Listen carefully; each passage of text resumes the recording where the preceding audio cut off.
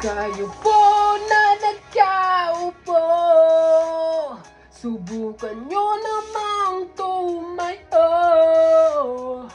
At baka matanaw ninyo ang tunay na kalagayan ko. Tao po, nandiyan po ba kayo sa loob ng malaking bahay at malawak na bakuran? Mataas na pader, pinapaligiran at nakapilang mga mamahaling sasakyan. Mga patay na lagi bulong ng bulong, wala namang kasal pero marami ang nakabarong.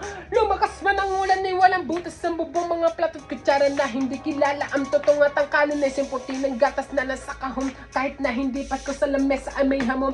Asarap sigurong manira sa bahay na ganyan. Sabi pa nila ay dito mo rin matatagpuan ng tao na namamay-ari ng isang upuan. Pag may pagkakatao'y pinag-aagawan, kaya naman di niya pinakakawalan. Kung makikita ko lamang siya ay aking sisigawan.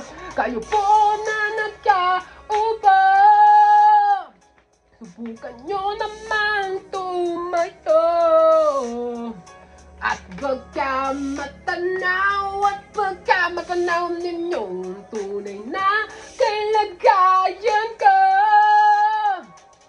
Mawalang galing na po sa taong nagkaupo. Alam nyo bang patakan ng bigas namin ay hindi puno? Ang dingding ng bahay namin ay pinagtapit-taping yero. Sa gabi ay sobrang init na tumutunaw ng yelo na di kayang bilhin upang ilagay sa inumin.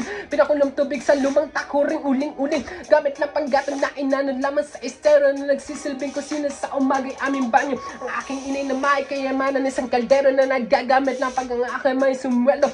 Pero kulang na kulang pa rin. Ulam na tuyot asin. Ang 50 pesos na maghabi pagkakasya. Di ko alam kung talagang maraming harang o mataas lang ang bakod. Ang nagbubulag-bulagan lamang po kayo. Kahit sa dami ng pera nyo, walang doktor na makapagpapalinaw ng mata nyo. Kaya huwag kang masyadong halata. Bato-bato sa langit, ang mata may huwag magalit. Bato-bato sa langit, ang mata man ay huwag kang masyadong halata.